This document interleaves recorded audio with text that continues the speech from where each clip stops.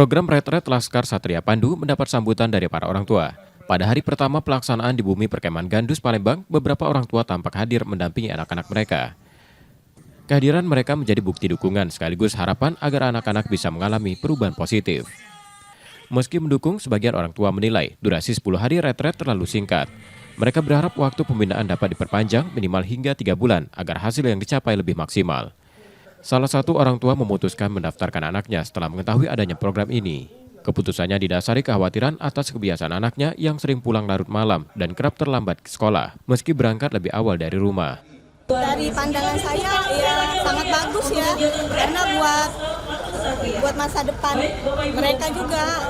Semoga aja dengan adanya program ini anak saya lebih disiplin lagi, terus bisa menghargai waktu, nggak keluar malam lagi. Retret ini diikuti 100 pelajar dari 6 kabupaten dan kota di Sumatera Selatan.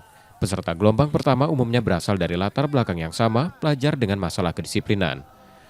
Seorang siswa dari Palembang misalnya, mengaku sering datang terlambat meskipun sudah berusaha tepat waktu. Ia berharap melalui kegiatan ini bisa belajar menghargai waktu dan memperbaiki diri untuk mengejar cita-citanya menjadi seorang tentara. Sekolah telat, terlambat, sering tidur jam pelajaran, tugas sering numpuk. Harapan kedepannya lebih menghargai waktu, disiplin, lebih jaga sholatnya.